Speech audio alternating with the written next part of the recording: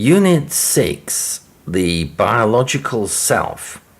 Section 1, Dennett debunks the biological self. Having seen how Dennett vigorously rejects the Cartesian theatre as the seat of the self, it may now be a good time to see what degree of reality, if any, Dennett believes that the self can claim. He says, quote, "People have selves. Do dogs? Do lobsters? If selves are anything at all, then they exist. Now, there are selves. There was a time, thousands or millions or billions of years ago, when there were none, at least none on this planet. So there has to be, as a matter of logic, a true story to be told about how there come to be creatures with selves. This story will have to tell, as a matter of logic, about a process or a series of processes involving the activities or behaviors of things that do not yet have selves or are not yet selves, but which eventually yield as a new product beings that are or have selves." Dennett takes an evolutionary approach to these questions and starts with what he calls the birth of boundaries. He says, quote, "The boundary between me and the rest of the world is a distinction that even the lowliest amoeba must make in its blind, unknowing way. This minimal proclivity to distinguish self from other in order to protect oneself is the biological self, and even such a simple self is not a concrete thing, but just an abstraction, a principle of organization," end quote. Dennett often seems to equate the self with the concept of an agent, which for him may also be an illusory but useful abstraction.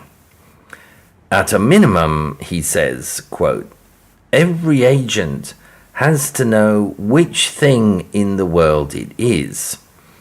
And for simpler organisms, there is really nothing much to self-knowledge beyond the rudimentary biological wisdom enshrined in such maxims as, when hungry, don't eat yourself, and when there's a pain, it's yours," end quote.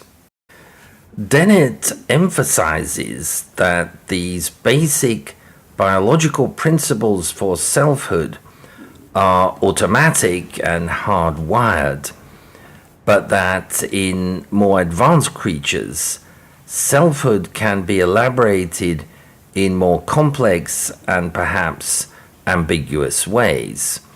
He says, quote, "In every organism, including human beings, acknowledgement of these basic biological design principles is simply wired in, part of the underlying design of the nervous system, like blinking when something approaches the eye or shivering when cold.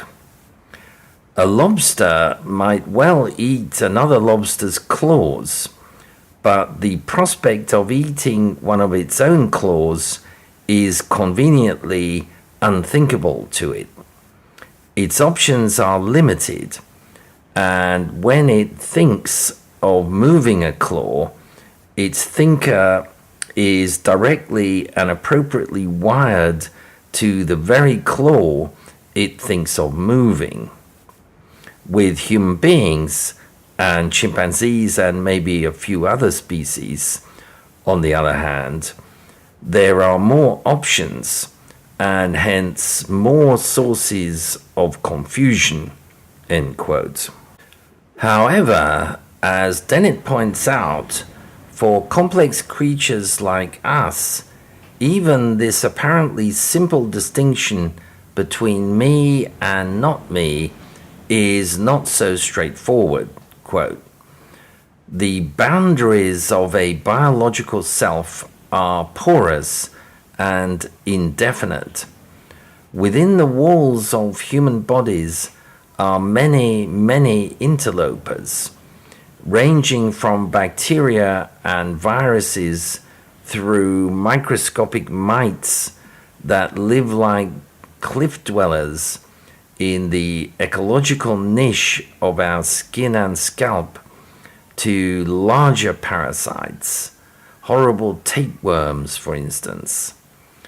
These interlopers are all tiny self-protectors in their own rights, end quote.